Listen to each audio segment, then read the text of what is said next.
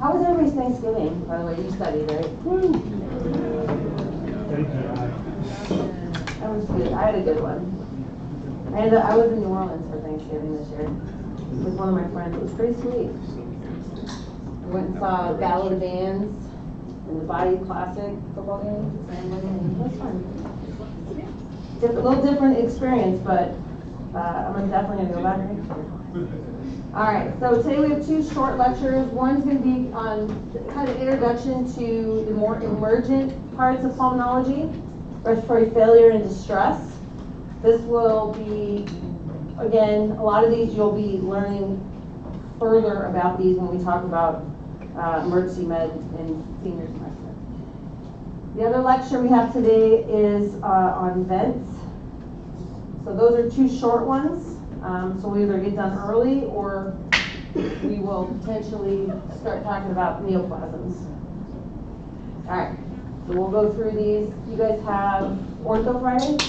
Yep. Okay. I'm not going to spend a lot of time on these slides. A lot of this is just definitions. The concepts that I want you to really understand are, when we talk about respiratory failure, we've already talked about the anatomy, we've talked about the function of the airway, we've talked about the function of the parenchyma of the lungs, the alveoli, the oxygenation, the ventilation, the respiration. So when we say the respiratory system has failed, that means we either don't have sufficient oxygenation, right? This is kind of some examples. We'll talk about this ARDS, acute respiratory distress syndrome, where again the lungs turn into giant sponges and then cannot perform that function of exchanging oxygen for carbon dioxide. Pneumonias, atelectasis, where the part of the lung collapses. So again, we're talking about the functional part of the lung, the parenchyma, cannot perform its function and can perform that function of oxygenating the blood. And then some reasons that we have insufficient ventilation, again, we can't vent off that carbon dioxide.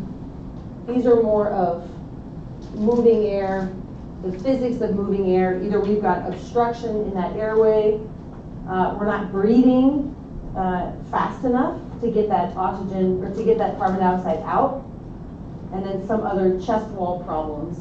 Something's wrong with the neuromuscular system, or a patient is very obese and they just have that obesity hypoventilation. So definitions, again, you don't have enough oxygen in the blood, or you have too much carbon dioxide in the blood. And so this is really what happens in hypercapnic respiratory failure. So this is where we can't vent off that CO2. Normally in peripheral tissues, hemoglobin gives up the oxygen and takes the CO2, and then it reverses in the lungs. So with hypercapnic respiratory failure, you've got that carbon dioxide retention, and remember what happens when the PCO2 goes up, that drops the pH, gives it a right shift, and so we're decreasing the ability for new oxygen to get picked up in the lungs. So there's less available to the tissues. Again, at the end, we create cellular hypoxia because the effect the CO2 has on the pH gives it that right shift, and so it doesn't pick that oxygen up as efficiently. So it's a little bit more direct when we're talking about the hypoxemic respiratory failure, and it's a little bit more indirect when we talk about how these things can lead to respiratory failure as well.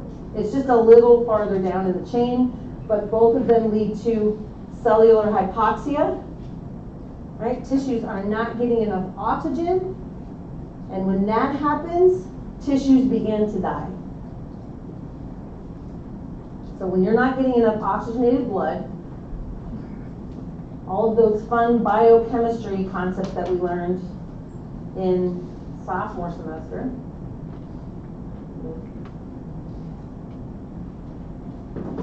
cannot produce enough ATP, and those organs begin to die.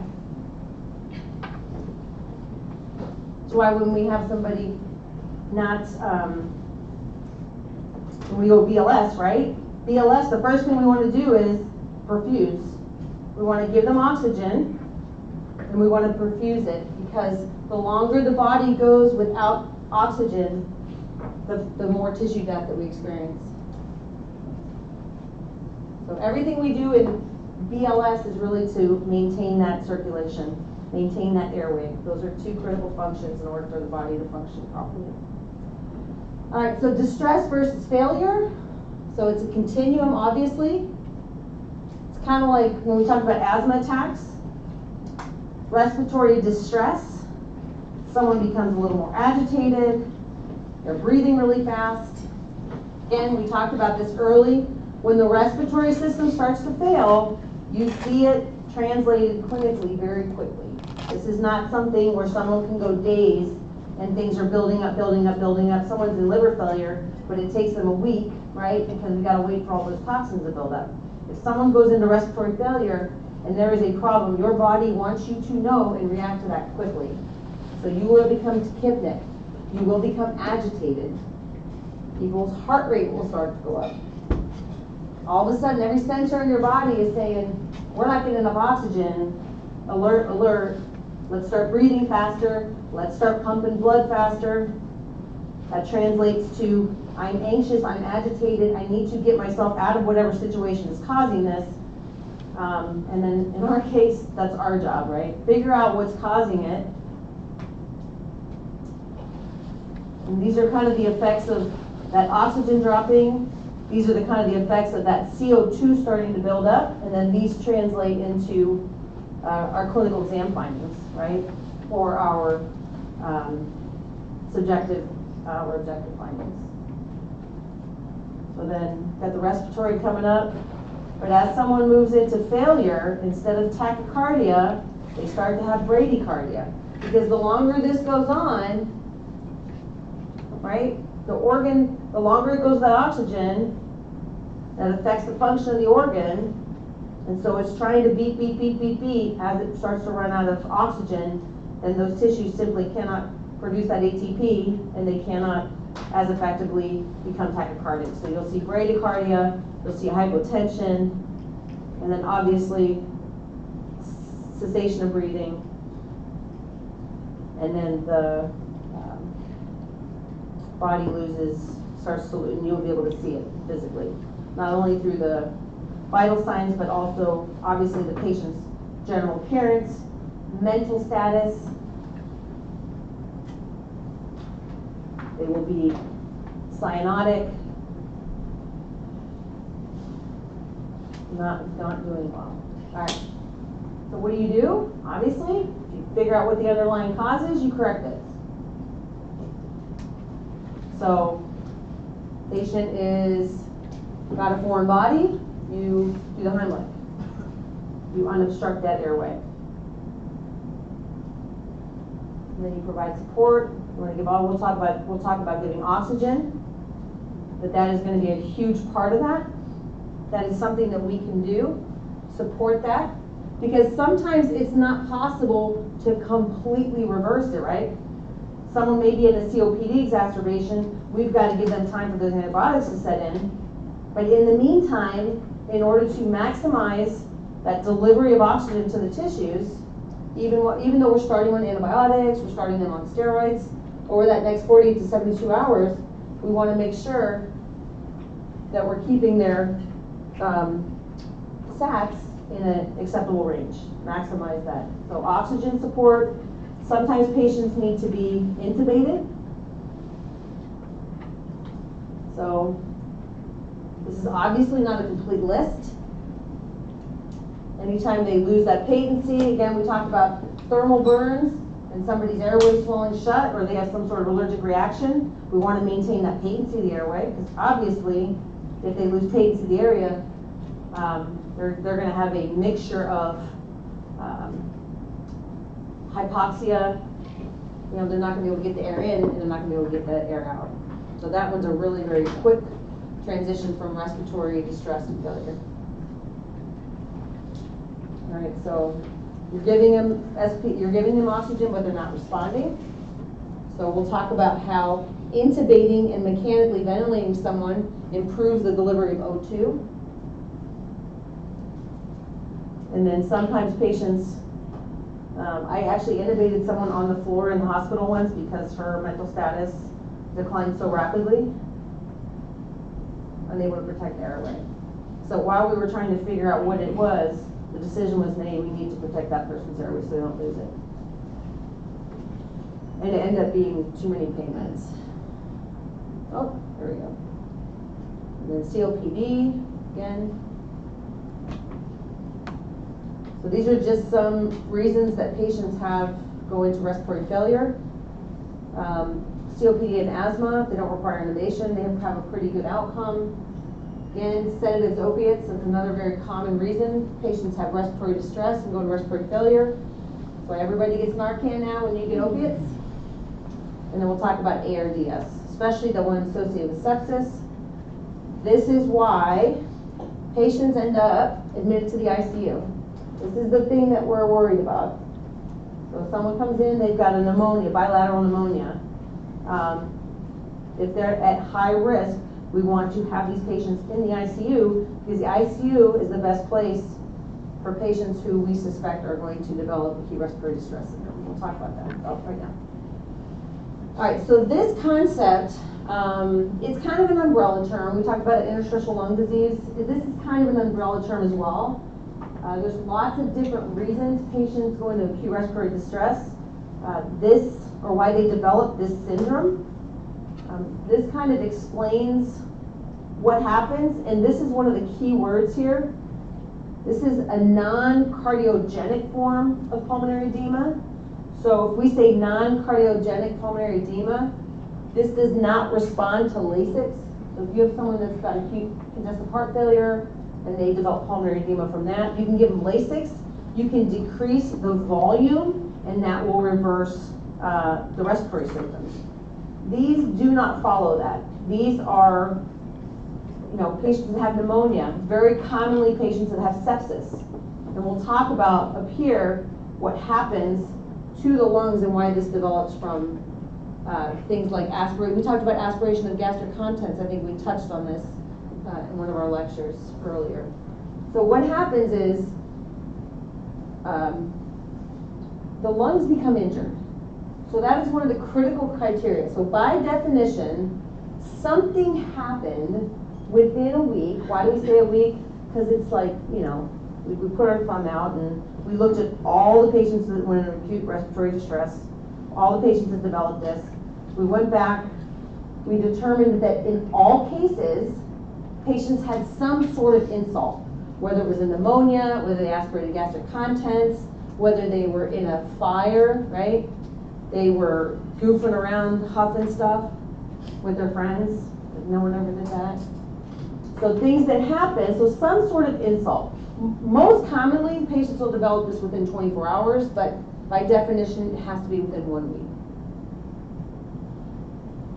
So I keep saying what happens, my daughter says that, and I'm like, where do you get that? So what happens is, regardless of the cause, those endothelial cells and the alveolar cells become damaged. So that damage leads to increased vascular permeability, and then the lungs turn into giant sponges, and they start to suck fluid up into them, again, like they are giant sponges. We talk about neonatal respiratory distress, which Major Klein will talk about again in detail during PEDS. This is where the patient, either as an adult, for some reason they decrease their surfactant, which can occur with all these. And then without that surfactant, which is that fluid that keeps the alveoli patent, then those alveoli will also collapse. And then that will lead to, not only is there fluid replacing spaces where there should be air exchange, you also are losing some of those functional alveoli where they're literally collapsing, because in addition to increased vascular permeability, you also decrease your surfactant. And that is all in response to some injury. Something happens to the lungs.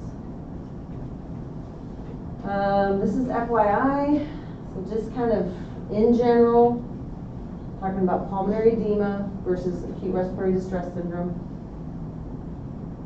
This is cardiogenic. Again, these respond to diuretics. So the lungs are normal versus increased vascular permeability over here on this side. So again, it's just giving you a different, so it's just teaching you like the difference between what happens to the lungs with acute respiratory distress versus cardiogenic pulmonary edema. The big point I want you to understand is that the non-cardiogenic, you can decrease the volume of fluid and it's not really going to make a difference the way that it would if you simply just had fluid overload and you literally just needed to diurese someone. All right. This is not something that you should try to manage as an outpatient ever. So clinically, again, depending on how sick the patient is, sometimes you have to, sometimes there are the patients that are already in the hospital, and so you know them and you're monitoring them. Sometimes it's patients that just come in and you have to get the history.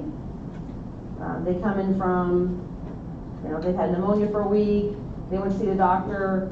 You know, have they seen the doctor recently? Have they been hospitalized? What medications are they on? Why are they on the antibiotic? Oh, they're being treated for pneumonia. Right? So you have to kind of make sure, especially a patient that's coming in and they're tachypnic, they're tachycardic, you're trying to figure out why they look like they're agitated and trying hard to breathe. Maybe their sats are low. You already know that they have pneumonia. So getting that history is very important. So if they are conscious, they are going to be very dyspneic. As those lungs start to fill up with fluid, they literally are replacing airspace with fluid. So they're going to be hypoxic, refractory, so you're going to give them O2. It's not that they're not ventilating effectively. It's not that they literally do not have functional lung parenchyma to exchange that oxygen. So no matter how much oxygen you give them, it does not, you got to fix this first. So again, we talked about that early. They'll be in a little bit of distress. Again, crackles, we're talking about fluid down in the parenchyma. So those are those alveoli snapping open. And then as they progress into from respiratory distress to respiratory failure, then they become extremely hypoxic. There's our change in mental status. There's our significant change in vital signs, right? Vital signs become significantly abnormal, i.e. mental status changes, general appearance changes, vital sign shifts, unstable. So patients become unstable. I'll show you what pictures of these look like. We talked about the pleural effusions. We talked about the fluid and how you lose those costophrenic angles. So this is going to be one of our clues for ARDS that is not a pleural effusion, because you can still see those costophrenic angles. This is not fluid outside of the lungs. These are the lungs becoming sponges. We'll show you what these air bronchograms look like. I'm sure Major Passion probably talked about these. And again, it's not a specific change. It's just that these bronchi, which are normally dark, are highlighted with fluid behind them. So the bronchi, which run all throughout the parenchyma of the lungs. So you have the bronchi, and then you have all these little branching off bronchioles and terminal bronchioles. So within that, those air-filled bronchi become highlighted. So it's just it's a contrast thing. But we call those air bronchograms. And we'll talk about the Berlin criteria in a few slides. So how we grade the severity of respiratory distress. So here's a little picture again. So there's their nice crisp costophrenic angles. These are diffuse opacities. They're bilateral. You look over here on the left side, This dark area here, that's an air bronchogram. And again, it's not an abnormal finding. It's just that that bronchi, now you can see it really clearly, because instead of tissue with a little bit of surfactant and a little bit of normal tissue fluid in there, now it's become like a sponge. So it's whited out behind it. And again, not abnormal bronchi, they just show up a little darker. So this is progression over 48 hours.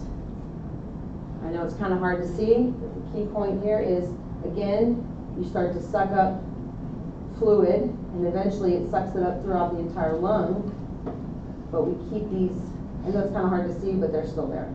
So those costophrenic angles are still there. This is not fluid that is, blunting our costophrenic angles. This is not a pleural effusion. This is the lungs becoming sponges and sucking up fluid. You will not need to determine severity for the test. I'll just introduce these concepts, because I don't want you to memorize this. Again, just remember this. This is criteria. This is the important thing you want to remember. That one of the most important diagnostic criteria for acute respiratory distress syndrome is that something happened within the last week.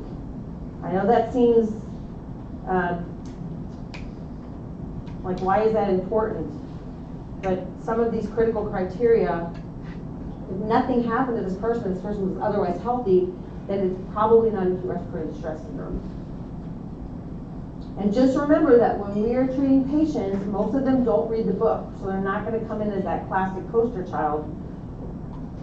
But you need to be able to communicate why someone is at risk for acute respiratory distress syndrome, because especially say we're out in the field, right? And you want to evac someone.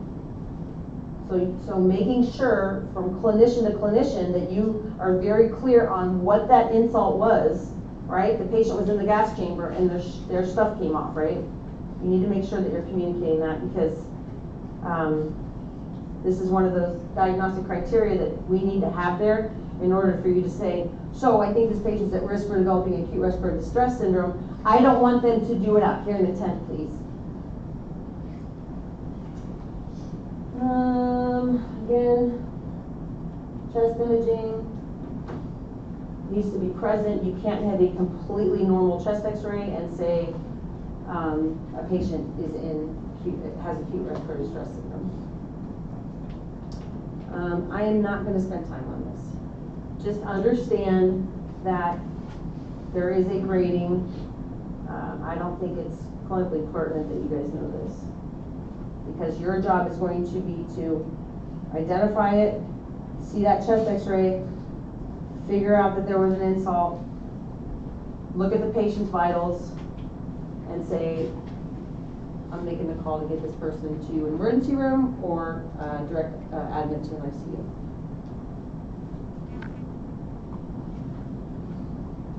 So, obviously, figure out what's going on.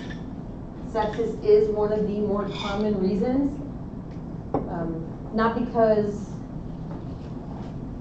there's something about the pathophysiology of it, just because people become septic for a lot of reasons. So it is the most common. So for example, making sure that they're on the correct antibiotics, intubating, we'll talk about intubating. You want to try to correct that atelectasis. You want to try to correct that collapse of those alveoli. So you want to give them a little, kind of like when you sigh and you pop those alveoli open. You want to recreate that with your vents. So a little bit of PEEP at the end, a little bit of positive airway pressure. You want to try to open up those alveoli that have collapsed. Again, you want to have them on the correct treatment. Make sure they're on antibiotics, treat that infection. You want to have them on the lowest tidal volume needed. Remember what tidal volume is? That's that air in, air out, that total volume of air. So just, not the vital capacity, but just that normal breathing in and out, about 500 mils usually. And then you want to give them a little O2. This prone, this was something newer after COVID that we started doing. I'd never seen that before. I think I'd worked in the ICU or in critical care, but during COVID, we realized that prone positioning actually helped with oxygenation and ventilation, even though, again, it seems counterintuitive, but having someone on their back, it's like when you deliver a baby, right? It's probably better to be like this than like this. So there was some mechanical benefit to having patients in the prone position. So we started doing that where there's a rotation now. So when you're in the ICU, that's probably something that you're going to see, which was new to me. I did not see that in my training, but COVID taught us a lot with intubated people. Unfortunately, this is one of those, again, you don't want to mess around with. Patients that develop acute respiratory distress syndrome, making sure that we've got cultures, making sure we have them on the right antibiotics, making sure those antibiotics are working, patients are intubated, everything else, we're trying to make it easier for them to breathe. And then, unfortunately, right, people that have underlying medical problems, that are elderly, so there is a high mortality rate for patients who develop this. It's not 100%, right? But it's a lot worse for patients who are not have immediate access to higher level of care, like intubation, IV antibiotics, things like that. FYI, again,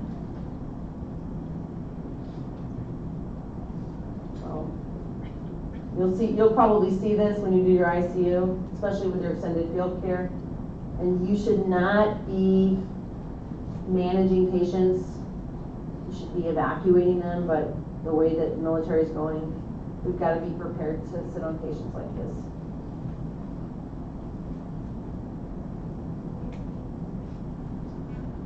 All right, so the baby stuff. So this is the same concept. So we talked about the pathophysiology of acute respiratory distress syndrome. We talked about increased vascular permeability, and we talked about decreased surfactant production. When you decrease the surfactant production, the alveoli collapse. You need that surfactant to create that negative pressure to hold those alveoli open. So when infants are born preterm, right, they don't have enough surfactant. Less than 28 weeks, about 98% will be born with this neonatal respiratory distress syndrome. Okay, inadequate surfactant. You need more inspiratory pressure to reopen those alveoli. So this is kind of the pathophysiology. You have immature lungs, and then you have alveolar collapse, diffuse atelectasis, and then you develop that edema because of the response to the alveolar collapse and diffuse atelectasis. Neutrophils cause inflammation, cause edema. So you end up with the same clinical picture, just from a different, this isn't from some sort of medical insult, medical injury to the lungs. This is because the infant was born too early and did not have enough surfactant. Major Klein will talk to you a lot about APGAR scores and things like that, so I will not belabor that. But these are patients that, again, if you have a baby born premature, and 9 out of 10 times they are going straight to the NICU and they're being intubated. The expectation is that we want to start supporting that breathing as soon as we can and let the infant prove to us that they can do it on their own. So again, less than 28 weeks, it's about 98% incidence. If you can get them to 34 weeks, it's about 10%. So much better. All right. Again, this makes sense. There's going to be low SpO2. And then, again, just like we said with ARDS, you'll have that diffuse bilateral infiltrates. Air bronchograms. You can see that one on the left side here. That nice big air bronchogram there.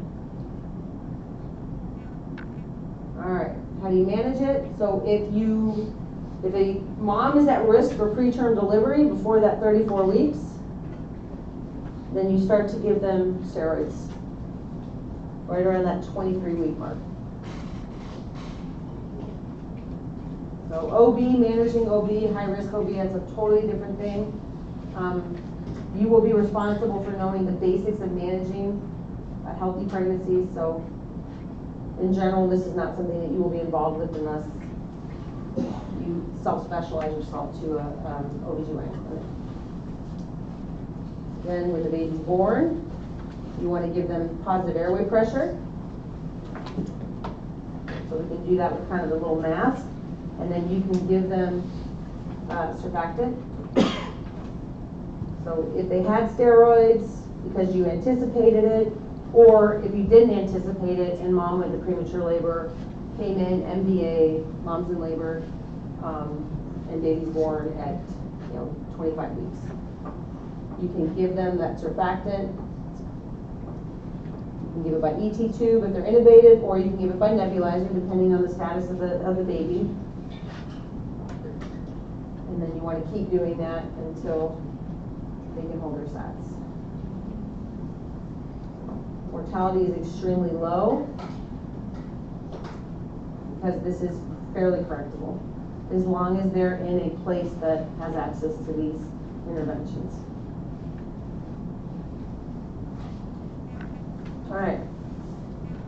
Oh, God, these are horrible lectures inside. I mean, they're awesome. So what time is it?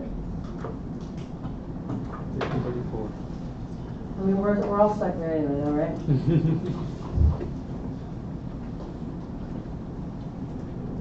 Living the dream.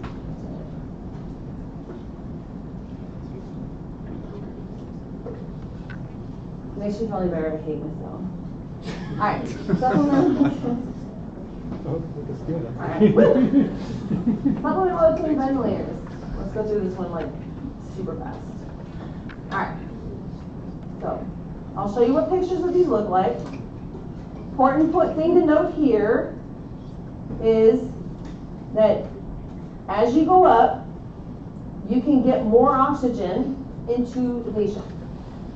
So when we talk about what's the difference between a nasal cannula and a ventilator, you can actually deliver more oxygen into the lungs if a patient is intubated. So here on room air, obviously the fraction of inspired oxygen is 21%. That's just a nerd fact, right? As we bump up now we can deliver a little more. So the fraction of oxygen now, we can get it up to about 50% with that little nasal cannula. And those we can adjust, we have our little tanks, we can go between 1 and 6 liters. So we can get that up a little bit more oxygen per inspired breath. Face mask simple, get a little bit higher. Then we've got these Venturi and Fast non-rebreather masks. So that's that one, I'll show you what that looks like, that goes over the whole face. So we can get up to 100% fraction of inspired oxygen versus room air. 21% versus a nasal cannula, which gives us 50. So when we talked about carbon monoxide poisoning, we didn't say nasal cannula, because nasal cannula can only get us up to about 50%. We want 100% fraction of inspired oxygen to displace that carbon monoxide. So that's why we said non-rebreather mask. Right, so you want to give them 100%, so put them up as high as you can go, you want to get that to 100%. And then obviously intubated, you can typically go much higher. Because we can not only deliver more FiO2, we can also make them breathe faster. We can increase the volume of air. These are our pictures, right? Everybody's seen that nasal cannula. Just make sure, guys, they go like this, not like this. I still make that mistake. You want to put them in like the little claws. You don't want to, there's nothing up there. They'll just stick against the, I've done it before. So, in like this. The hooks go down, like you're pulling down. And then this nasal, this is a non-rebreather. And then our friend the vent. All right. When to supplement? We talked about COPD. COPD is a special thing. When we talk about giving someone oxygen, you're just casually in a room. You go in, you look at someone's sats, you know, you're like, let's see, they're about 86% on room air. We need to give this person oxygen. Right? They're at 90%. I think they're probably okay. They're at 89%. And let's give them a little oxygen. Right around between 80 and 90%, you need to start considering it when they drop below that. We need to think about patients' risk for hypercapnic respiratory failure. We just talked about that. So if a patient is at risk for hypercapnic respiratory failure, that means the CO2 level in their body is high, higher than it should be.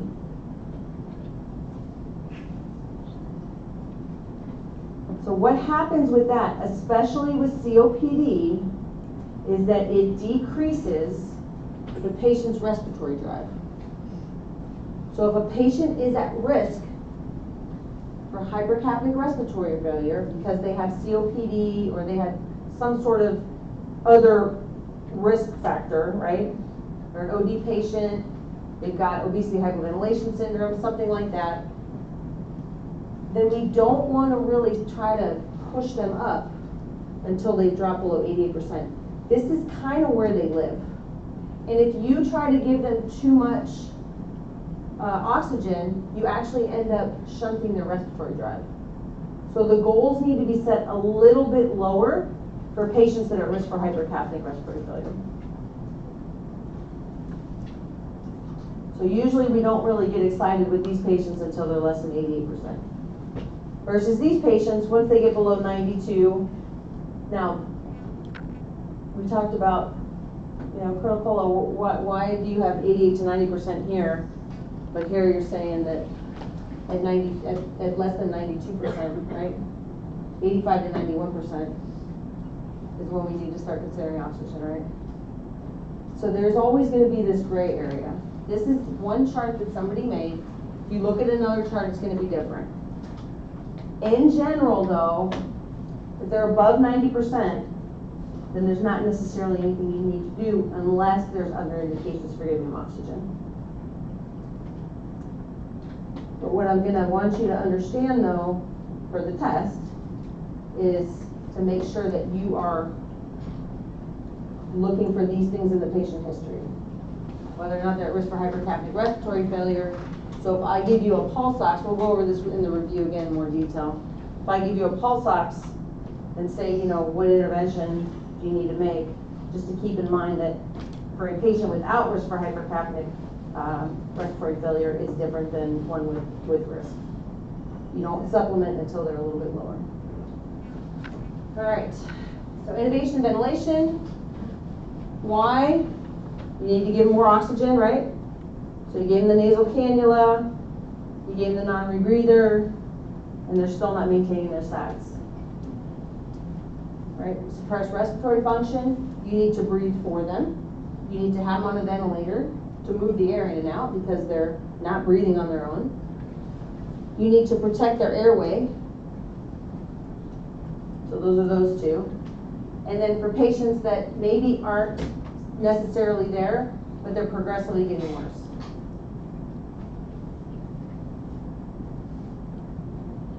So patients that are going into respiratory failure, either you can't figure out what's going on, or you figured out what's going on, they're having an asthma attack, you've given them everything that you can give them, and they're still continuing to progress.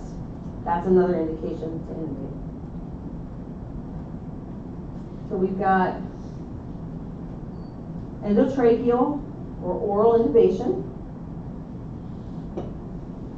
This is not really anything that, I know we all get our stuff in our kits, but this is not something that we necessarily do regularly. In most cases, it's going to be an endotracheal. One of the keys to doing successful endotracheal intubation is that once you put it in, you verify that you're in the right spot. So there's some general rules. When we get into EMED, we're gonna have a lab on this. So we'll be able to kind of go through it all with you hands-on, you know. Even maybe not necessarily have a chest x-ray or the CO2 detector. So getting a general, I'm at about 32, I'm at about 21. Oh crap, I'm at 8, right? Definitely not in the right spot. So just a general rule. We've got these CO2 detectors. So if it's in the right place, you should be getting CO2 out of it, right? It should be ventilating. Listening, making sure you listen over the stomach. Just like I love to intubate people with NG tubes, I'm sure 1,000 people have intubated someone's esophagus before. So making sure you're not hearing things as somebody's bagging, as somebody's ventilating it. Listen over the gastrum and you can hear that air moving in and out of the gastrum. That means you're in the wrong spot. And then obviously chest x-ray is going to be our best option. So this is what it looks like. Again, next semester we're going to play with these a little bit more. You guys can, those of you that haven't handled them, see what they look like. There's obviously a cuff. You want to make sure you deflate that before you use it. Just like you want to deflate the cuff on a Foley before you take it out. It will not work if it's inflated. But you certainly want to make sure that you're testing it so that if you get that thing in, you want to make sure that there's not going to be a malfunction with inflating that. And that is obviously like a radio cake. So when you get your chest x-ray, you can actually see it. So there's the cuff, there's the tip. The rule is that you want it within 5 centimeters of that carotid. This one, technically, I'd probably advance it a little bit. If this is the chest x-ray I got. You can see this one. You see that radio opaque line there on the right? You can trace that all the way down. So this one is too deep. And usually, this is classic. When we see them placed too deep, it's usually on a pediatric patient because it's just not something people are used to doing. All right, ventilators. So complications. One is tube migration. So pro tip, every time somebody that's ventilated is moved, you recheck the tube. If they go down to get a CT, if you moved them from inside your aid station out to the launch, always, every time the patient is moved in any certain way, you want to just recheck it. Listen again, check the depth at the mouth should be 21 to 23. So always recheck. It's very easy to forget once it's in place. So always recheck it whenever you move them.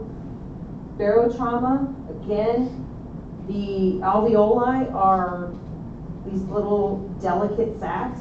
You cannot put too much pressure into those or you will cause damage to them. So that's why when you have all those practices when you're bagging somebody, you know, it's not, you will cause injury to that tissue in the lungs, the parenchyma. You can actually blow them out so that you end up with air this is one of our iatrogenic causes of pneumothorax. All right, so if you vent them too much, too fast, so your rate's too high, then you can cause an alkalosis. So you're venting off too much CO2, and then vice versa. If you're underventilating, if the rate's too low, you can cause an acidosis. So too much air, so you set it too high. You have your tidal volume set at 500 mils. That might be too high for that patient. So you have to get a lot of ABGs when you have somebody intubated as well. So make sure that you're giving them the right amount of air and that you're giving them at the right rate. So whatever's going on in their lungs isn't too much ventilation. So under, CO2 staying in the body, you get acidotic. Over, CO2 is too much is getting vented off, you get alkali. Patients can become hypotensive. And then we already talked about that one. So this is not a good one. That's why we give all our trauma patients antibiotics. Crap tons of antibiotics, no matter what. If it's a trauma patient, if you've intubated the field, put your patient on antibiotics, because you are introducing probably something that is not sterile. In the ER, in the ICU, we do a pretty good job of being sterile, but out in the field we don't. All right, so here's a little picture of a tube migration, right? So we've essentially stopped ventilating that left lung. So that would result in, obviously you're gonna not hear anything when you listen, but that's gonna result in the patient probably becoming hypoxic. And then this one, we were too aggressive with our PEEP, or our tidal volume was too high, and we now have air around that mediastinum. So the 4 things that we're going to focus on, if you talk, so Mr. Kowski, he was actually a respiratory tech, so he's, I asked him if he wanted to teach this lecture, but he wasn't available. So this is probably as basic as it gets when it comes to ventilators, but these are really the 4 most important things that you want to be comfortable with if you need to manage a vent. So the first one's the tidal volume, just like we said. That's that normal eupnic volume of air with each breath. It's not maximal inspiration to maximal expiration. That's your vital capacity. This is your tidal volume. Your respiratory rate, right? We know that one. So 12 to 16 is normal, so usually start with that. The FiO2, that's that little dial on the wall, right? You set your oxygen, put it up to 100%. Usually if you have someone that's critically ill, you're always going to go to 100%. Because if there's an indication that they need oxygen supplementation, obviously go as high as you can on that FiO2. In the tanks, usually it's 1 to 6 liters, but you can get up pretty high with the ones in the hospitals. And then you've got the PEEP, and that's that little puff of air where we want to get that little bit of opening, help those alveoli open up a little bit, help to correct some of that atelectasis. Again, that PEEP, if you're giving them surfactant and it's opening up all these alveoli, you need to constantly monitor. Again, this is why we put people in the ICU. So they've got 1-to-1 or 2-to-1 where someone's always monitoring them. Because we want to make sure as we open those alveoli, we want to pull back on all those little extra things that we're doing to allow the lungs to go back to normal function. We'll talk about these real briefly on the next slide. Key concept here. If you want to affect the oxygenation using a vent, you adjust the FiO2 and you adjust the PEEP. These 2 things will affect the oxygenation, how much oxygen we're getting in and how many alveoli are available. If you want to affect the ventilation, then you adjust the tidal volume, the volume of air, and how fast they're breathing. So if you increase respiratory rate, they're going to ventilate faster. So if you get an ABG on a patient and they're acidotic, yep, turn it up a little. You want to help them vent off that a little bit. And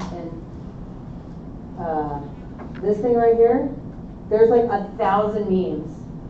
Like respiratory techs, they know their vents. So just are there ones that I've never met one that wasn't an expert at vent settings. That's their show. So pay attention, learn, be humble. Make friends with them, especially if you have to deal with this. All right. And so this is the assist control. So there's many different settings. There's combined settings, right? The AC that assists but also control, so it'll kick in. Allows patients to breathe on their own, and then it'll kick in if it has to. So that's one setting. And then this SIM-V, this is kind of when you're graduating a patient off of a ventilator, and you really want to synchronize better with the patient's efforts. So the patient has to work a little more, but if they've been intubated for a month, right, we need to start building that process back up. So this is what we call the SIM-V. I'm not going to get into too much more detail on that. This just goes over the advantages and disadvantages. All right. So the 8 o'clock lecture tomorrow is 30 slides. Do we want to have an hour break before a pro-dev or get tomorrow's lecture done? Okay. And then what do you guys have at 10 tomorrow?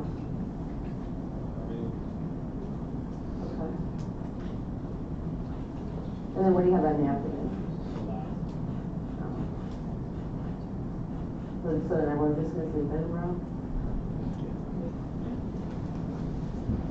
I mean, I'm all about that. Get some coffee. Okay. Win's a win. Don't get in trouble.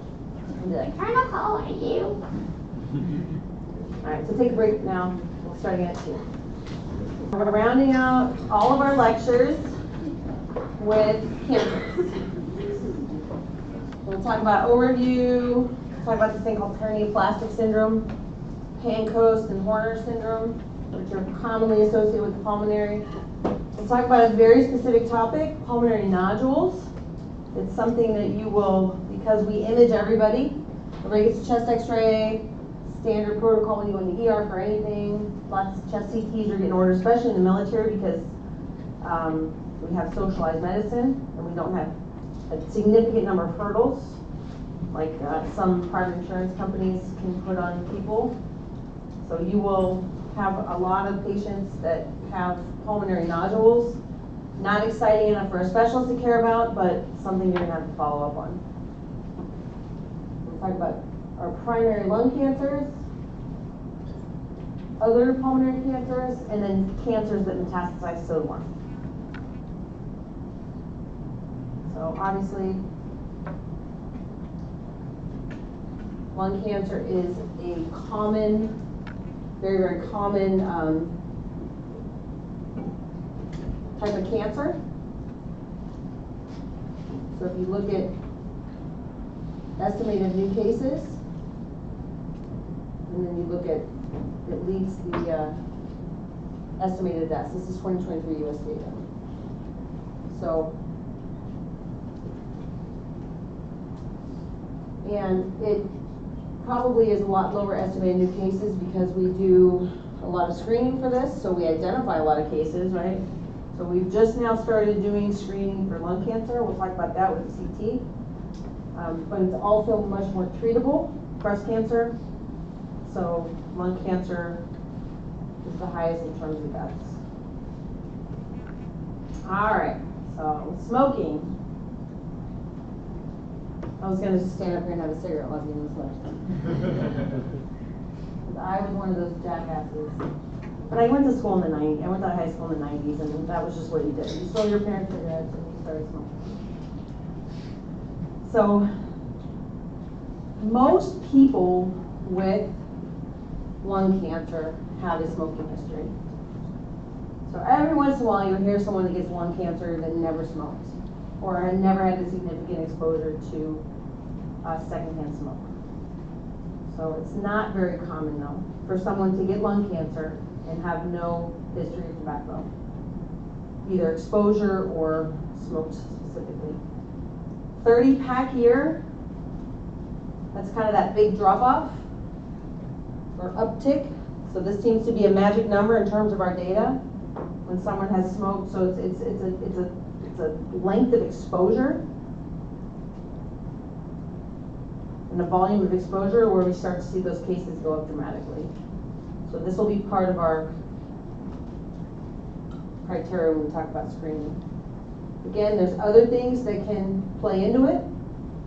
Secondhand smoke, we've got other types of exposures, right? Where we talked about that mesothelioma. So that can cause primary lung cancer. It's just in the pleura, not in the parenchyma of the lungs itself.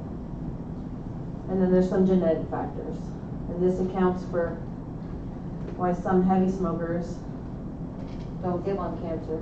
So although most people with lung cancer were smokers, not all smokers get lung cancer, so we know that. All right. This is one of the tricky things. This is why we've started to screen. So signs and symptoms are not extremely reliable. And when we talk about paraneoplastic syndromes, not all the time. That's why don't be afraid to get a chest x-ray. That is something that is easy to get. It's not a lot of radiation. There's not a lot of risk. But signs and symptoms are a really important indicator. You can't really rely on them. Sometimes, like our test question patients will come in perfectly, right? They'll come in perfectly. They'll have this for this many months. They'll have hemoptysis for this many months. They'll have a 30-pack-year smoking history. But in real life, it's a pretty poor indicator, especially if someone's a smoker, because a lot of them have respiratory symptoms. So you have to have a clinical index of suspicion. You need to do an early workup. You need to get the chest x-ray. That's why continuity of care is so important, and why it sucks that we don't have it in the military. Because these are patients, continuity of care is you see someone for a while and you see something change in them. You notice that they're losing weight. You notice that they have decreased appetite, right? One of the biggest anecdotal indicators is patients that stop smoking. I had 2 patients within 3 months of them quitting smoking after years and years and years of smoking, diagnosed with lung cancer. It's almost like their body knew and was telling them that, literally it was like, it was their drive to live and survive finally kicked in enough that they no longer wanted to smoke. But it was usually too late, unfortunately. And we'll talk about that prognosis. Not great with lung cancer. All right. So CBC and CMP, they can help. We'll talk about the paraneoplastic syndromes. So there are some, getting annual labs can catch some of this stuff. Patients that actually come in and get seen on an annual basis. When you see patients, especially internal medicine level patients, 40, 50, 60, 70-year-olds, there's you don't want to be getting annual CMPs on a 25-year-old, but as patients get older, it is not a bad idea to start getting annual labs on them, because things will pop up. Chest x-ray, again, there's our money sign, especially if you can compare it to prior images. So serial chest x-rays, you see something new pop up, or you see something that was already there getting bigger. So chest x-ray, CT, we'll talk about when we use those, but they are not an infrequent part of workups when we talk about neoplasms. So they're going to give us better imaging, they're going to give us better information for staging, characteristics. We talked early on in our lecture about the bronchoscopy, or early on in this course about bronchoscopy. So that can be very, very helpful for staging and to make the definitive diagnosis of specifically what type of cancer it is, if it's cancer, and what type. But it's hard when we're talking about these peripheral lesions, so in some cases we're going to have to do a transthoracic biopsy. So those are things that we also use. And then the fine needle aspiration. I just did ClinSkills 1 test out today, and we talked about the supraclavicular nodes, and those should really never be abnormal. You should never be able to feel those. If you feel supraclavicular lymph nodes, that is something that you need to have worked up immediately, starting with a chest x-ray. So that is something that is not normal to have. Peds will drive that one home as well. They have anything that causes lymphadenopathy and those supraclavicular lymph nodes is usually not good. So make sure you do that as part of your exam.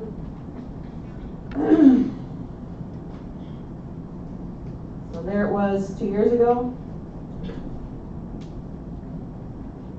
Maybe they got it and they said, hey, you had something on there, go get it followed up, and it was some urgent care or some and they just never followed up on it. But that was it Tuesday. Alright, so I once got in trouble for standing up at a town hall because the commander of my MTF was yelling because he didn't have his ORs full, right? So he only had half of his ORs full, and I stood up as the department chief of primary care in front of everybody and said, sir, if our ORs are full, that means we failed. And then I quickly read the room and realized that that was a bad thing to stand up and say. I mean, my employees loved it. They're like, man, that's awesome that you get up and say stuff and everyone's thinking it, whatever, but that was like giant target on my forehead because I kind of called him out in front of the whole room. But truly, if your ORs are filled up, if our specialists are seeing patients, we failed because we failed at this. We failed at prevention. This is our job, prevention. Get people vaccinated. Get them to quit smoking. You know, when we do our OSCEs, it's like 2 preventive things, and I kind of get real sarcastic about it in my group, but truly, that's what we should be doing, especially when our patients are young and healthy. All of this cost, all the morbidity, all the mortality associated with certain things that we do, we need to really focus on preventing. So screening, this is something relatively new. I did OBC, or BOLIC, whatever you call it, with a guy who ended up being a cardiothoracic surgeon. And he was really, when I was department chief, he was like, why aren't you guys doing these CTs? Mostly because he was the one that would get the referrals. So this is something that's relatively new, but it is a USPSTF as of 2021. So patients, they have to have all 3. I will ask you a question on the test that will be like, which one of these patients needs to get a CT? So just at some point after you take your ortho test on Friday, this will be something that I want you to commit to memory for the test. So there's a patient that's not between 50 and 80, you cross them off. If there's a patient who doesn't have a 20-pack year history, cross them off. If there's a patient who is not currently smoking or quit within the past 15 years, cross them off. So those are the 3 criteria. You have to have all 3.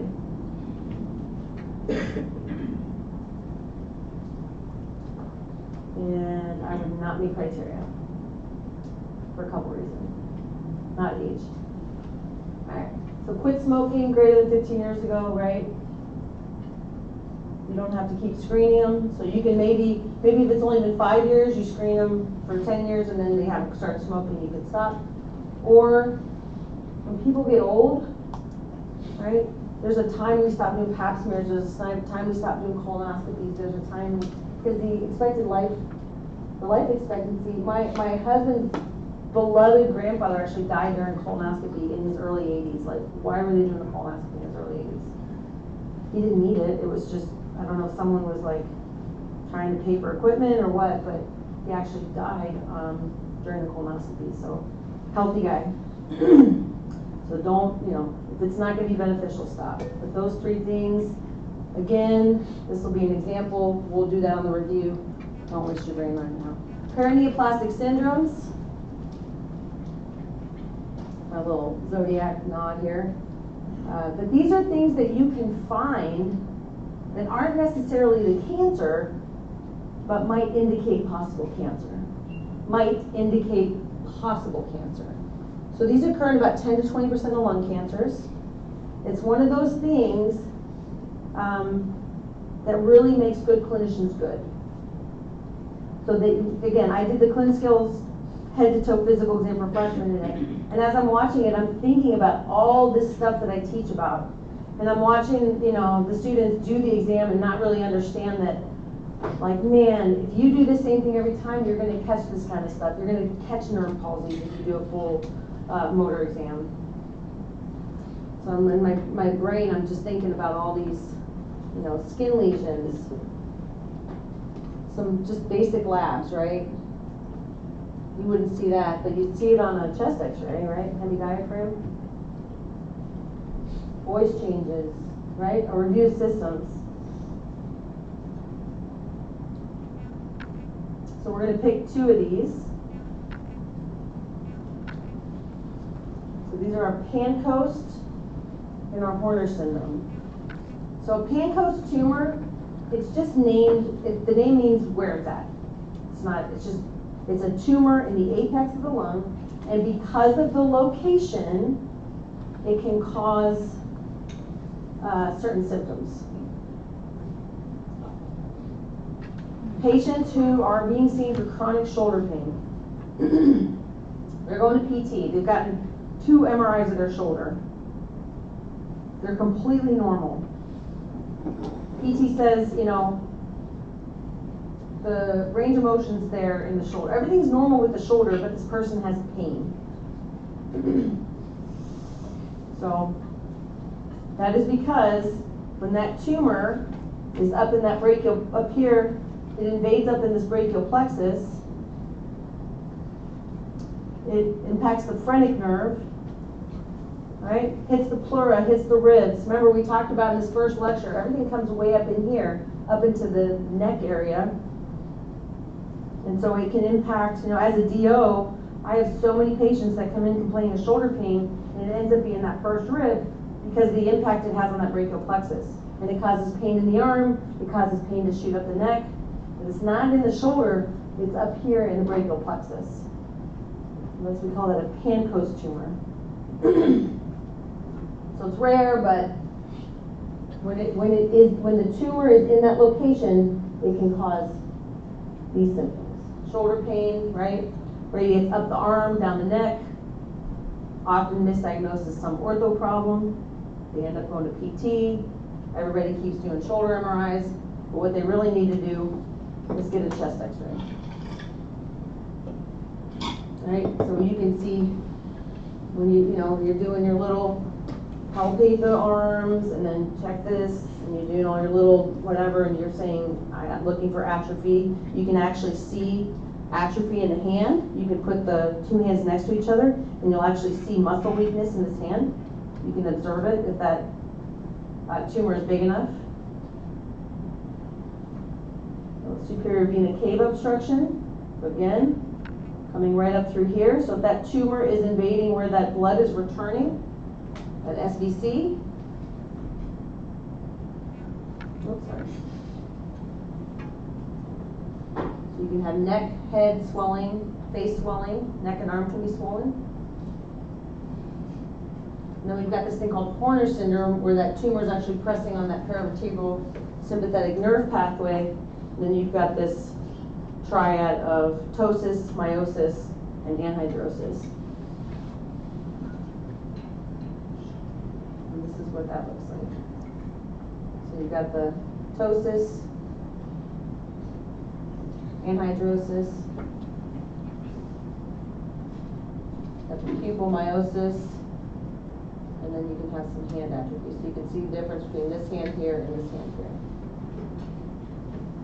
So those are all signs and symptoms of tumors, not uncommonly what we call non-small cell, which we'll talk about later, but when they're located up in the apex of the lung.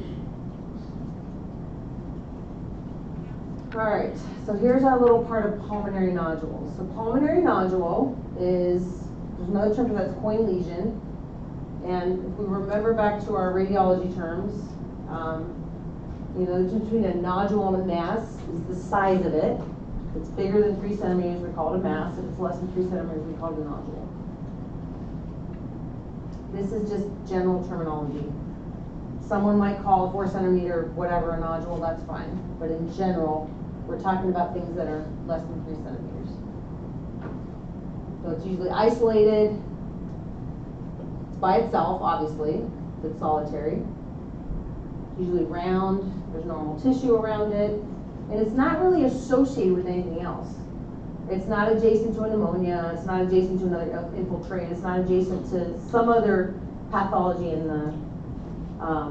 the lung where you would assume that that is some part of the immune system reacting. So it's just sitting there by itself, solitary permanent nodule that's less than 3 centimeters.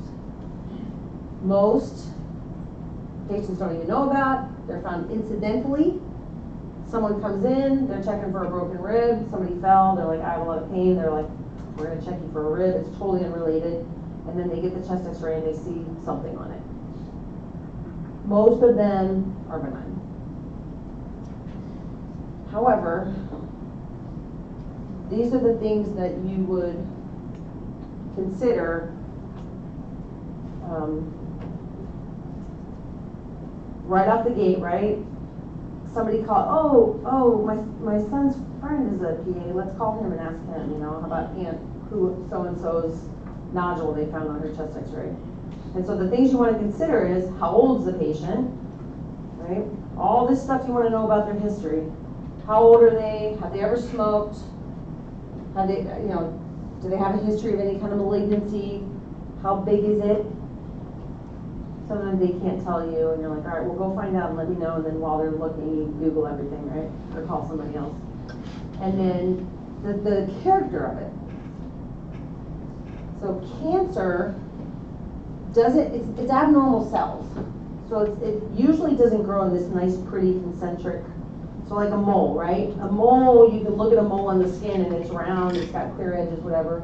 Melanoma, it's like spiculated. They're abnormal cells and they grow weird. Same thing with breast, learn about that in women's health. Spiculations, little outgrowths, croppings, that is not like what you consider like a benign thing growing in there. It's much more concerning for malignancy. And then obviously, the opposite's true. The patient's under 30. If it's small, and then those nice, smooth, well-defined, dense calcifications. The most important thing about this slide is, if you have a patient that comes to see you as follow-up, and they come in and they say, patient's here to follow up, I got a chest x-ray in the emergency room, or I got a CT in the emergency room, and they said they saw something on it. So you pull that CT up, you look at the CT, you look at the read, and the read says, 3 cm, whatever it says, right? The first thing you want to do is you want to see if there is an old image that you can compare it to. So if you look on this, right? You look on this, and you're down here, right? So a lot of this stuff, we don't even have to get into. So a lot of this stuff, if we can find something old and it hasn't changed in 2 years, then we can reassure the patient that day. We don't have to do any more imaging, we don't have to expose them to any radiation, they don't have to be all stressed out, they don't have to make poor life choices because they think they're going to die. You can tell them that day, so just look. Just look. Don't forget that if we're coming down here, right, and it's like, well, it hasn't changed or it's been stable for 2 years, like if we can get to this today, let's get there today. So that, first step you should do is look for an old image for comparison. It should be 100% question on this. All right. And then again, if there's no change, if you find one and there's no change for at least 2 years, again, you go back. This one was taken 3 years ago to ER, and there it is again. It's the same thing. It's the same size. It's the same read. It hasn't changed. Didn't they tell you to follow up for that? Yeah, they did, but I was busy, so good.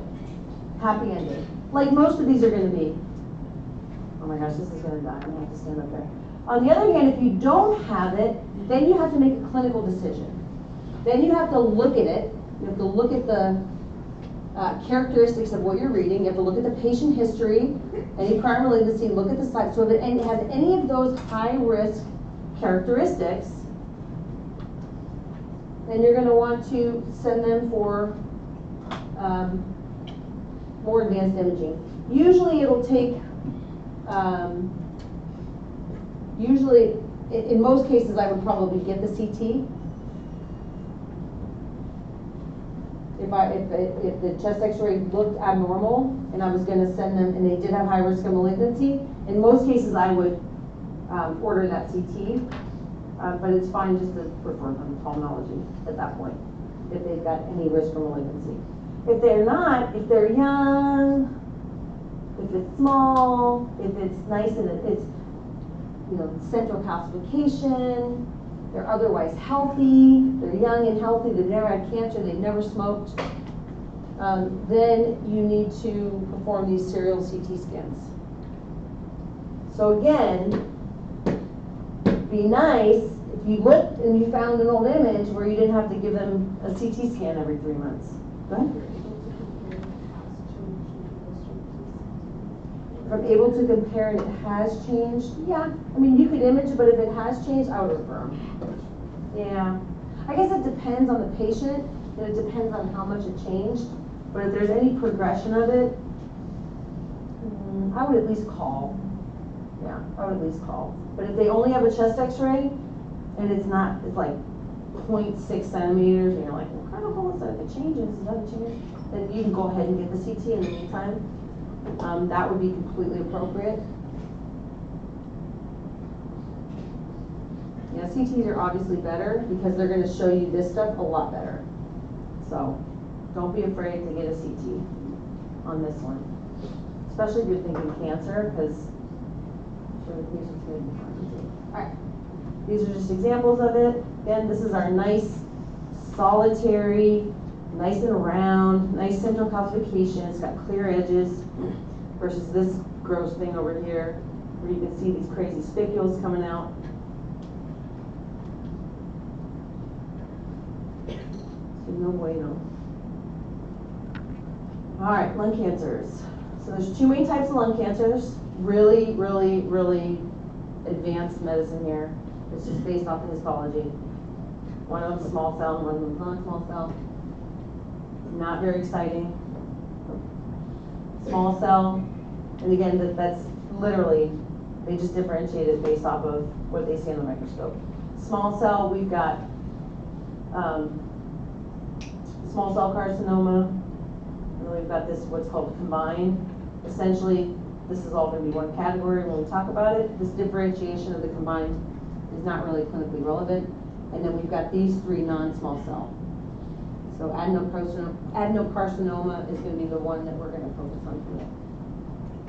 All right, primary lung cancers, again, primary versus secondary. Primary initiate in the lung itself. They start in the lung. It is lung tissue that is the primary abnormality.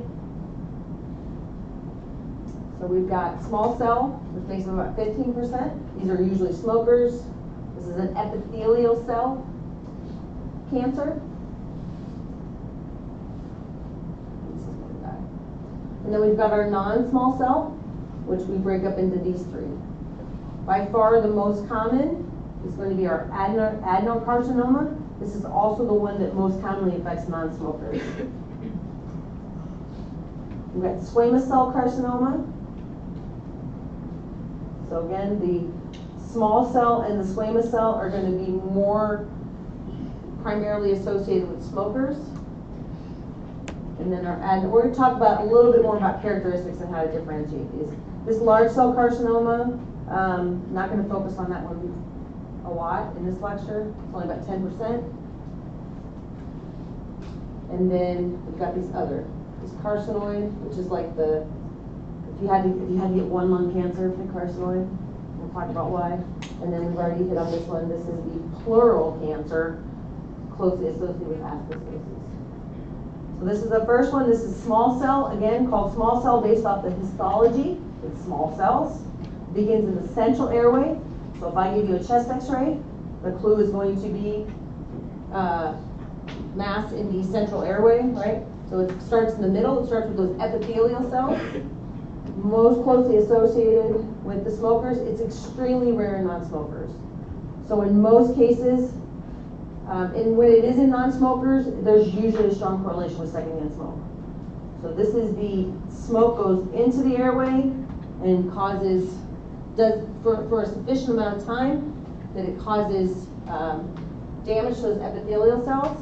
And then at some point, that damage, the body is no longer able to correct those abnormal cells, and it turns into its own thing, which is a malignancy.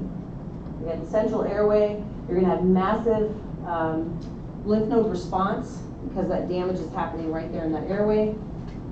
So always consider in smokers with any nuance that something's different. Cough's getting worse. Now I'm coughing up blood. This one's got a higher association with that perineoplastic. So two of them that we talked about were SIADH. Did Peter talk about that yet? And the second one is the superior vena cava obstruction, which leads to, so it backs up, that blood can't return, and then instead of backing up, when we talk about pulmonary hypertension, instead of backing up in the right side of the heart, it backs up in the body itself. So you're going to see swelling, head, neck, and arm swelling. This is an FYI, so this is again central airway. You're going to have lots of lymphadenopathy. You can have this, because of where it's at, you can actually cause some phrenic nerve palsy, and this will lead to a hemidiaphragm. So these are all clues to the underlying etiology, which is small cell carcinoma.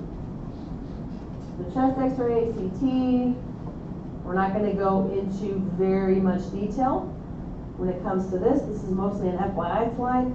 The only thing I would say is this is why we screen.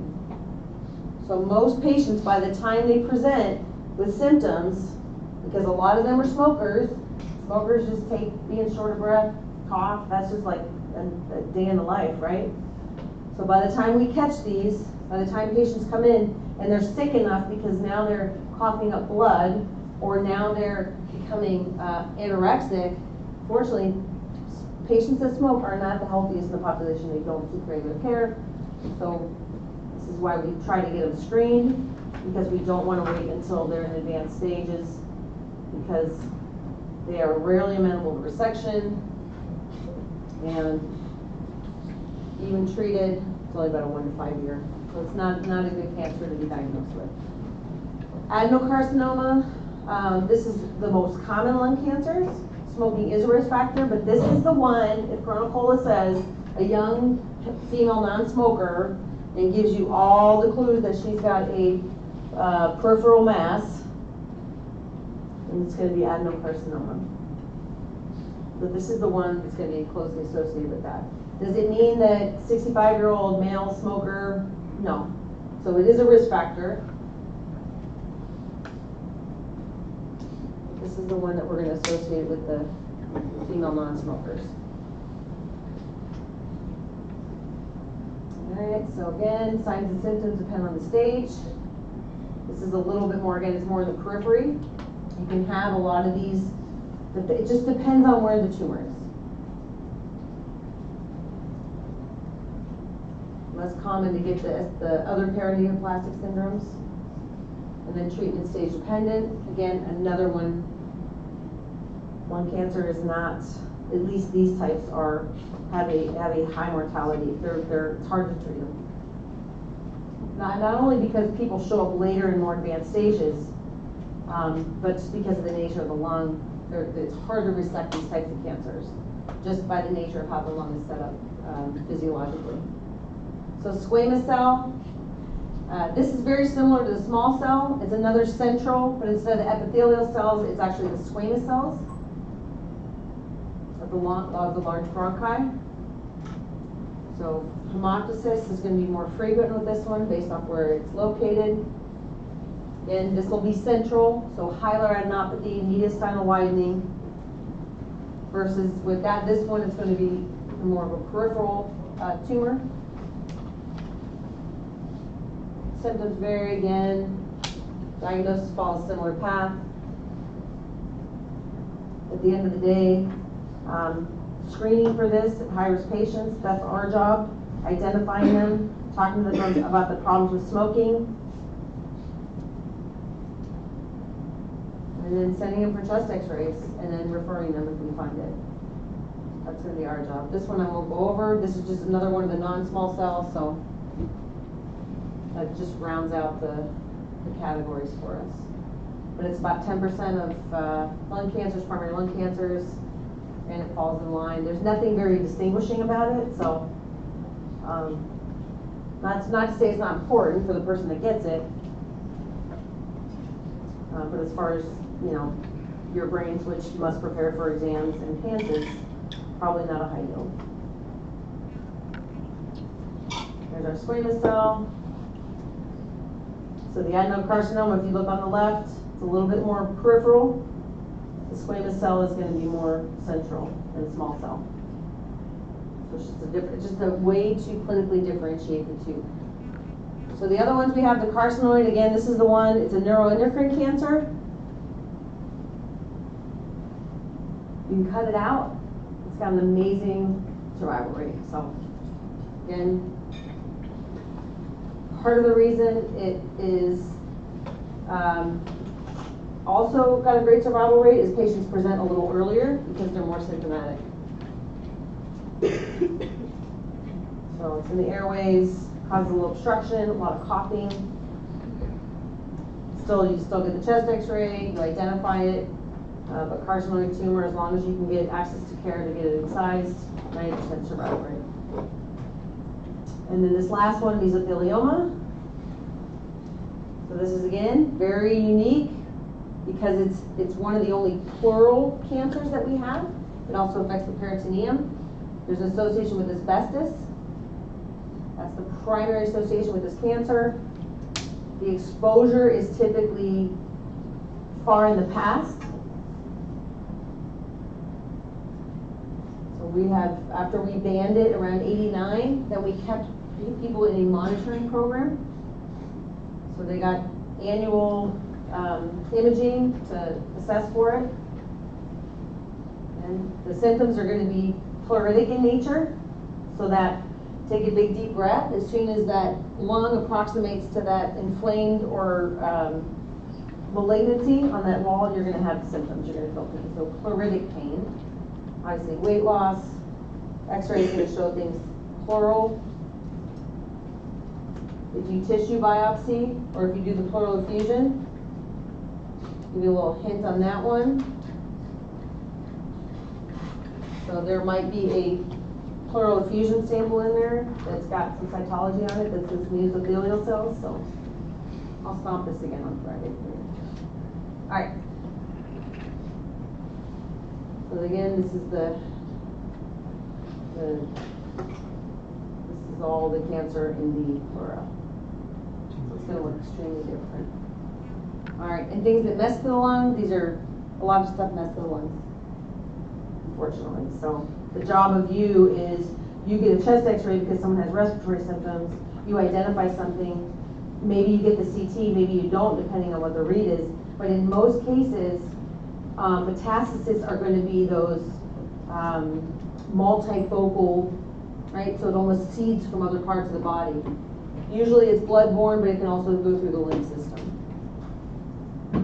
So your job is not to treat them. Your job is to listen to their symptoms, determine that they need some sort of imaging or next step, referral, whatever, and get them to the level of care they need. So nothing exciting about this. I don't think I asked anything on this one. So just to say, if you see something,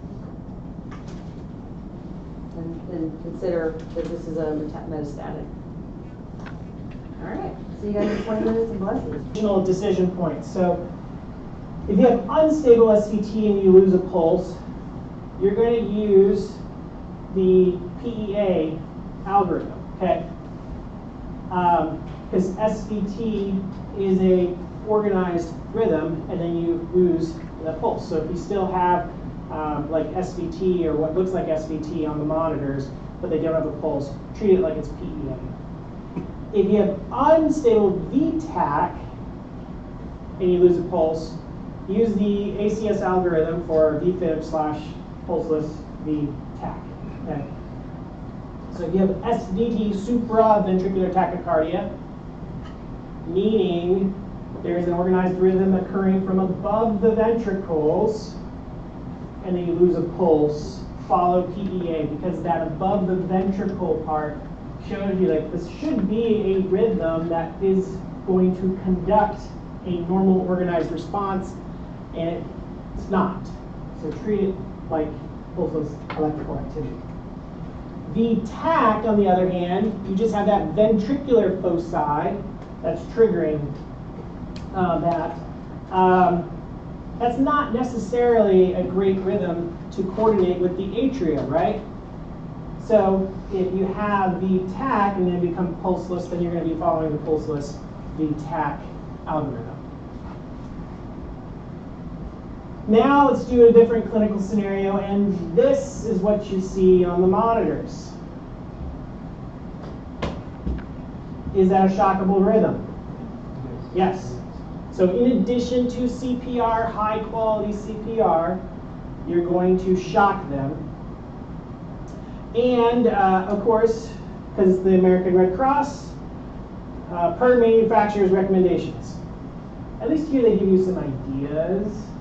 But maybe it would be good if you have American Red Cross in your facility to look at what your manufacturer recommendations are and just copy and paste and make a copy and tape it onto the algorithm. So that way you're not trying to figure that in the middle of your response, what's the appropriate power dose for that patient. So let's give them that shock and immediately go back to CPR. Let's get IV access. And then we're going to do 2 minutes of CPR. We're going to administer epinephrine every 3 to 5 minutes. Now, does that mean you have to do 2 minutes of CPR before you can give that first dose of epinephrine? No. Okay. Go ahead and give them that epinephrine. Give them the medication to try to restart that heart while you are circulating the blood with your compressions. Okay. And then you're going to move down the algorithm. You've done 2 minutes of CPR. You're going to do a rhythm check. And then you're going to see, is this shockable or not? If it is a shockable rhythm still, give them the shock, and then immediately return to CPR. And then at this step, it now says, now consider administering the amiodarone or lidocaine to help with it. So you already are still doing that epinephrine every 3 to 5 minutes, but if they're not responding to those steps, now let's add something else to our treatment. Let's add that antiarrhythmic to our treatments. And then it also says treat reversible causes, your H's and T's.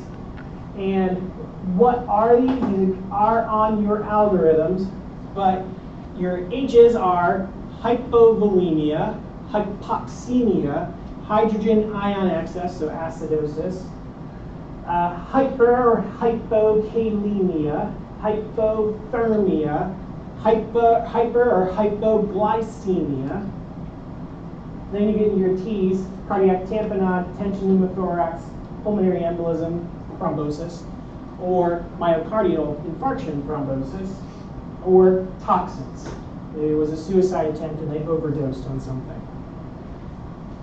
So consider those H's and T's, determine what that is, and you may need to get family or other witnesses to help with giving you feedback as far as, or giving you a history as far as what could be causing this cardiac arrest. Once you do that, there's a big arrow on the side that says go back up, and now let's check, do we have a shockable rhythm? And then you're going to continue down that pathway. But let's just say, for the sake of using this algorithm, let's say we did all of those steps, and now we're checking for a shockable rhythm, and now on the monitors you see this rhythm. Is this shockable or not? No. This is asystole. Again, Hollywood is wrong. So the question then is, if it's not shockable, did we have a return of spontaneous circulation? Do I suspect that this patient has had a ROSC with asystole? No, right? There's no pulse with asystole. So the next step it says is go to C or D, which is do 2 minutes of CPR, IVIO access, administer epinephrine every 3 to 5 minutes. Hopefully you still are doing that from earlier in the response. Do 2 minutes of CPR, treat reversible causes, shockable rhythm. And so basically do CPR, administer epinephrine, and then reevaluate every 2 minutes. Now you see this rhythm. What do? Check for pulse. Let's do vital signs. There's a rhythm there. Let's reassess where we're at, right? Let's say that they have this rhythm now. Is this a shockable rhythm? Depends. Well, I should say no, but it's either because they have a pulse, because now they have a normal rhythm, right? Or this is PEA, which is one of the non-shockable rhythms, right? So it's going to depend, what you do next is going to depend on if a pulse is present or not with this organized rhythm. And then let's say we do have a pulse now with that rhythm. We now have that return of spontaneous circulation. Let's reassess vital signs, and let's now move into the post-cardiac arrest care algorithm. And what does that say? Well, basically think of this as we are going to fine-tune our parameters to reduce any kind of additional stressors on the body. Let's try to restore a physiologic environment to our patient. So let's optimize ventilation and oxygenation. So if you have not already done so, place an ET tube. If the ET tube is already in place, confirm proper position and patency. Provide minimal level of supplemental O2 to titrate to an SpO2 of 94 to 99%. Don't shoot for that 100%, okay? Support ventilation to keep carbon dioxide level physiologic, which should be anywhere from 35 to 45 millimeters of mercury. And then it kind of gives you some additional ventilation protocols, but again, get the oxygenation to an SpO2 of 94 to 99%. Now let's move down. So we did oxygenation. What's the next parameter that we need to try to get physiologic? Let's look at your hemodynamics. Let's look at your blood pressure. Let's shoot for a blood pressure, systolic blood pressure greater than 90, or a MAP of 65. And we can do that by giving fluids. So let's just give them IV fluids, crystalloids. Or maybe we need to give them some medications like inotropes, inodilators, or vasopressors in order to achieve that hemodynamic state, physiologic state. Then let's get a 12-lead EKG. Let's see if we can get a history and do a focused physical exam and neurologic examination. Let's maintain a euglycemia, and let's treat any reversible causes that are present in our patient. Because again, we're trying to restore this patient to a more normal physiologic state after they suffered a cardiac arrest. If they are hypothermic, we need to warm them up. Okay? You're not dead until, you're not cold and dead, you're not dead until you're warm and dead, right? Here's just some dosages that are, of course, included in your algorithm as far as the inotropes or vasopressors that you can give to your patient to get that systolic blood pressure greater than 90 or a MAP of greater than 65.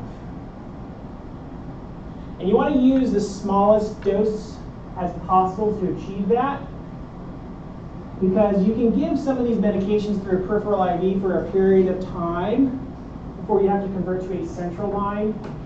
But the concern is if you are giving too high a dose of the vasoconstrictor, you can actually vasoconstrict excessively, like especially into the digits.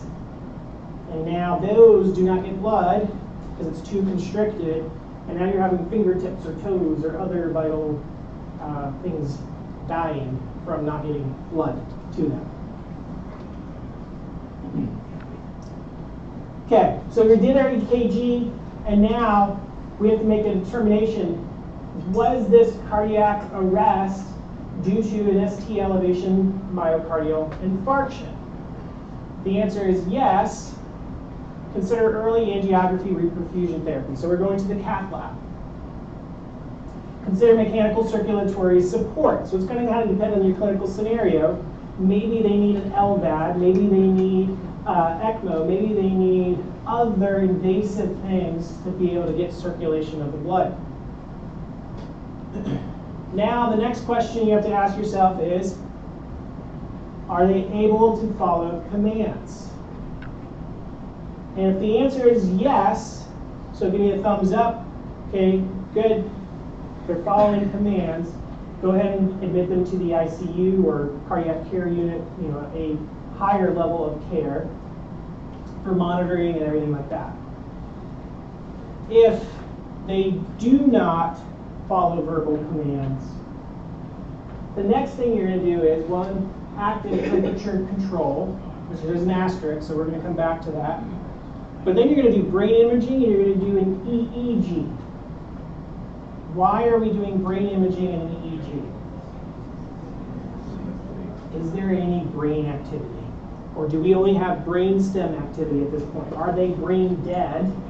Because what's the next decision point that we have to make, or the family has to make for this patient? Are they an organ donor or not? So let's see, let's give all the information to the decision makers on whether or not we're going to make this patient a organ donor and go through the organ harvest procedures to then transplant into folks on the transplant lists. Okay. Personal experience, my oldest brother had kidney failure, peritoneal dialysis, hemodialysis. When peritoneal dialysis stopped a year ago, September, he got a kidney from a 23-year-old who died, was brain dead from a fentanyl overdose in Arizona. So, and the kidney's doing very well. Now my brother doesn't have to do hemodialysis or anything like that, but very sad situation of a 23-year-old that ended up saving the life of a 51-year-old.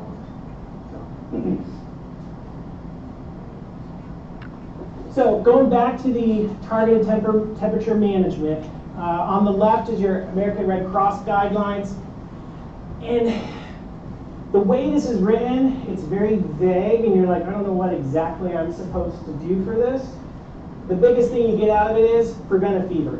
So maintain a temperature of 37.5 or less for at least 72 hours. Consider hypothermic temperature control in select subpopulations targeting our hypothermic range. Monitor for negative consequences of hypothermia. Use fever prevent blah, blah, blah. So you're like, what does that really mean? What's the proper subpopulation that maybe hypothermia would be indicated? Looking over at the AHA guidelines, it says if the patient is not following commands, start targeted temperature management as soon as possible. Begin at 32 to 36 degrees Celsius for 24 hours by using a cooling device with a feedback loop.